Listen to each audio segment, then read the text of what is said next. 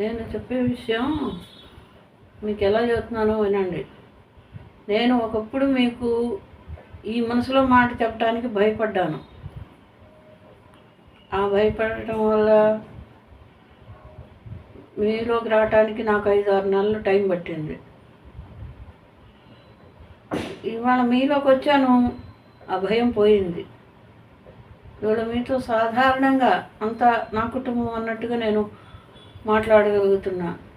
అదే మొదట్లో కొంచెం భయం అనిపించేది. భయం అనిపించినప్పుడు వాయిస్ రాలా, చెప్పే టాపిక్ ఉన్నా కూడా చెప్పలేకపోయా. ఇదే కనుక మీ ముందుకు నేను ముందు వచ్చినట్టయితే, ఈ భయం లేకపోయినట్టయితే ఇవాళ ఇంకా నాకు హ్యాపీగా ఉండేది. ఈ ఈ విషయం గురించి నేను ప్రతి వాళ్ళకి చెబుతున్నా. పిల్లలు, పెద్దవాళ్ళు, వీళ్ళు వాళ్ళు అనే ఇదేం ఉండదు. ఎప్పుడైతే మనకు భయం ఉంటుందో అప్పుడు మనం లోపడతాం. ఆ భయం ఎప్పుడు వచ్చుద్దో మన అడుగు వెనక్కి. ఆ భయం ఉన్నప్పుడు మన ఆలోచనలు కూడా కరెక్ట్గా రావు. ఆ భయం ఉన్నప్పుడు మనం ఇంకొకరికి చెప్పగలిగే ధైర్యం ఉన్నా కానీ ఆ భయం వల్ల చెప్పలేకపోతాం. మనం చెప్తే ఏమవుతుందో అనే భయంతో కొంచెం ఆలోచిస్తాం. ఆ భయాన్ని వదలండి. ఎవరైనా సరే ఆ భయం లేనప్పుడు మనం ప్రతిదీ సాధించగలుగుతాం. ఇదే విషయం అందరికీ తెలుసు, భయపడకూడదని.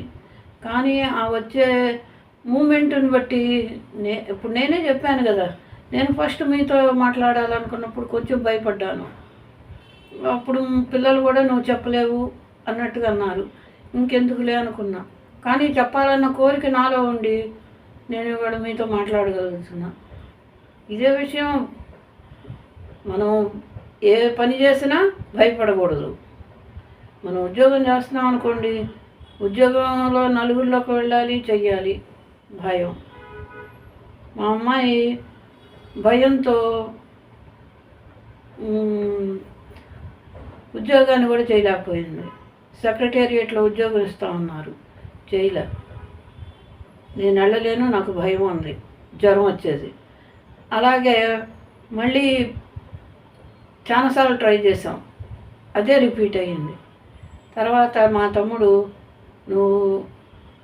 నేను చెప్తాను, నువ్వు వెళ్ళు, నువ్వు భయపడబాకు, నీకు చేత అవుతుంది అని ధైర్యం చెప్పాడు. వెళ్ళింది, భయంగానే ఉంది. అప్పుడు డిఎన్ అదేంటి ఆయన డీన్ చెప్పారు, నువ్వు అవసరం లేదు, నువ్వు సంతకం పెట్టు, నువ్వు కూర్చో, నేను శాలరీ ఇస్తాను అని అన్నారు. ఆ ఒక్క మాటకి తనలో భయం పోయింది. ఏంటి నాకు చేతగాక నేను కూర్చొని శాలరీ తీసుకోవటం, నేను చేయగలను అనుకుని చేసింది. ఎలా చేసిందంటే, తను ఒక్క సబ్జెక్టే చేయలే. అకౌంట్స్ చూసేది, కంప్యూటర్ చేసేది,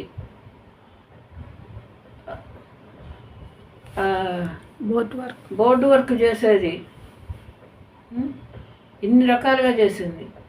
ఆ భయం ఉన్నంతకాలం మంచి మంచి ఉద్యోగాలు పోయినాయి. ఆ భయం పోయినాక అప్పుడు ఆ ధైర్యంలో తనకి ఆరోగ్యం బాగోపోయినా కాలేజీ వాళ్ళు వచ్చి బండి మీద ఎక్కించుకెళ్ళో, లేదా వాళ్ళ కొడుకు బండి మీద తీసుకెళ్ళో వదిలేసి వచ్చినా కానీ జాబ్ చేయగలిగింది. అదే ముందు ఆ ధైర్యం ఉన్నట్టయితే మరోలాగా ఉండేది. కాబట్టి ఇది నిదర్శనం, నా ఇంట్లో నాకు జరిగిన నిదర్శనం. అలా ప్రతిదానికి భయపడబాకండి. పిల్లలను ఉద్యోగాలకు పంపించే విషయంలో భయపడబాకండి. ఇవాళ ప్రతి వాళ్ళు జాబ్ చేస్తున్నారు. ఆ జాబు రేపు ముందు వాళ్ళ భవిష్యత్తుకి ఎంతో ఉపయోగపడుద్ది. అలాగే మగ పిల్లలు ఉన్నారనుకోండి, ధైర్యం చేసి చదివించండి. కాలేజీకి పోయినాక కొంచెం మార్పులు వస్తాయి పిల్లల్లో, అయినా భయపడద్దు, చదివించండి. ఇప్పుడు పిల్లని పెళ్లి చేయాలనుకోండి, ఆ సంబంధం ఎలాంటిదో ఈ సంబంధం ఎలాంటిదో అని భయపడతాం. ఆలోచించుకోండి, ఆ భయంలోంచి బయటకు వచ్చి ఆలోచించుకొని చెయ్యండి. అలాగే మనం చేసే బిజినెస్ ఉంది, బిజినెస్ అయినా సరే చేయలేము అనుకుంటే మనం ఏది చేయలేము, చేయగలము అనుకుంటే ప్రతి ఒక్కటి చేయగలుగుతాం. బిజినెస్ అయినా అంతే. మనం ఈ బిజినెస్ చేయాలి అనుకున్నప్పుడు ధైర్యంగా ముందడుగు వేయాలి, కష్టపడాలి, దాని అంతటా అదే వస్తుంది ఫలితం. అది ధైర్యం లేకపోతే ప్రతిదానికి ఆలోచించి ఇది చేస్తే ఏమవుతుందో, అది చేస్తే ఏమవుతుందో, ఆ రేట్లకి అమ్ముకుంటే ఎవరేమంటారో, ఈ రేట్లు తగ్గిస్తే అవతల షాపుల వాళ్ళు ఇలా ఆలోచించొద్దు. మీకు తోచినట్టు చేసేయండి ధైర్యంగా. అప్పుడు ఏ సమస్య రాదు. అవతల వాళ్ళు ఏదైనా ఒక మాట అంటే పడటం కాదు, అలా అని మనం వాళ్ళని మాట అనకూడదు. దానికి తగ్గ సమాధానం ధైర్యంగా చెప్పాలి. మళ్ళీ రెండోసారి మన జోలికి రారు ఎవరైనా సరే. ఇప్పుడు పిల్లలే ఉండారనుకోండి, అమ్మో అది నాకు అనుభవమే ఉంది. వాడి పిల్లాడు బెదిరించాడు అనుకోండి, ఇలా బెదిరిపోయామో మనం భయంతో వాడు ఏమవుతాడో ఏం చేసుకుంటాడో అనే భయంతో మనం ఒక్క క్షణం వెనకడిగేస్తే వాడి జీవితం మొత్తం సర్వనాశనం అయిపోద్ది. అలా అని వాళ్ళని ఇబ్బంది పెట్టకూడదు, వాళ్ళని భయపెట్టకూడదు, మనం భయపడకూడదు. అది ఈ భయం ఆడపిల్లల్లో కూడా వస్తుంది. ఇవాళ రేపు బయటికి వెళ్తే ఎవడో ఒకడు ఇంకేముంది ప్రపోజ్ చేస్తున్నాడు, అప్పుడు కూడా భయపడద్దు. నో థ్యాంక్స్ అంటే సరిపోతుంది. ఆడేదో చేస్తాడు అని అని మనం ఆలోచించుకొని అధైర్యంగా ఉండి మనం వెనక ముందు ఆడితే వాడు వేరే అర్థాలు తీసుకుంటాడు. కాబట్టి ధైర్యంగా ఉన్నట్టు సమాధానం చెప్పండి. లేదు నేను ఇప్పుడు నాకు ఇష్టం లేదనో, నేను ఆలోచించుకోవాలనో ఏదో ఒక సమాధానం ధైర్యంగా చెప్పుకోండి. ఇలాగే ప్రతి విషయంలో కూడా మనం ధైర్యంగా ఉండాలి. ఆరోగ్యం అనుకోండి, జ్వరం వచ్చిందనుకోండి, అమ్మో ఈ జ్వరం ఎక్కడి దాకా తీసుకెళ్తుందో అని అనుకోకూడదు.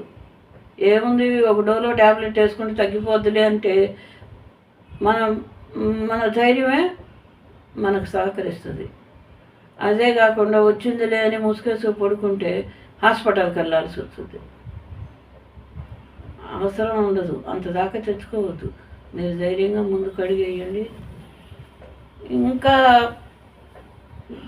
పెద్దవాళ్ళ విషయం అయినా ఒకవేళ వాళ్ళకి సమాధానం చెప్పేటప్పుడైనా వాళ్ళు పొరపాటు పడుతుంటారు ఒక్కొక్క విషయంలో. ఆ పొరపాటు పడినప్పుడు ఇది కాదు అది అని వాళ్ళకి సమాధానం చెప్పండి. సమాధానం చెప్పే విషయంలో ఆలోచించుకుంటా చెప్పొద్దు, ఇది కరెక్ట్ అని మీరు వాళ్ళకి ధైర్యంగా చెప్పండి. మనం నిదానంగా చెప్తే వాళ్ళు వినరు. నేనైనా సరే అది కాదు ఇది అంటే వినను, కాదు ఇది చేద్దాము అంటే వింటారు. అది మీలో కాన్ఫిడెంట్గా చెప్పండి, ఇది కరెక్ట్ నిర్ణయం అనేది మీరు చెప్పగలిగితే బాగుంటుంది. అర్థమైందా? భయాన్ని పోగొట్టుకోండి, ధైర్యంగా ఉండండి. ప్రతి ఒక్కళ్ళలోనూ ధైర్యం ఉంటుంది. అది బయటికి తీసుకురావడానికి మీరు మీలో ఉన్న భయాన్ని పోగొట్టి ధైర్యంగా ఉండండి. భయం ఉన్నంతకాలం మనం ఏమీ చేయలేం. ఆ భయం మనని చాలా సార్లు తలకాయించుకునేలాగా చేస్తుంది. అంతదాకా తెచ్చుకోవద్దు మనం. పిల్లల విషయంలో కానీ ఏ విషయంలో అయినా, చదువుల విషయంలో కానీ, పెళ్ళిళ్ళ విషయం కానీ, ఉద్యోగాల విషయంలో కానీ ఎవరికి తగ్గ అది వాళ్ళు చేసుకుంటా నిర్భయంగా ముందుకు నడవాలని నా కోరిక. ఓకే, బాగుందా? నేను చెప్పిన దాన్ని మీరు లైక్ చేయండి. అలాగే ఏమన్నా చెప్పాలనుకుంటే మీరు కామెంట్ చేయండి, నేను సరి చేసుకుంటాను. ఓకే.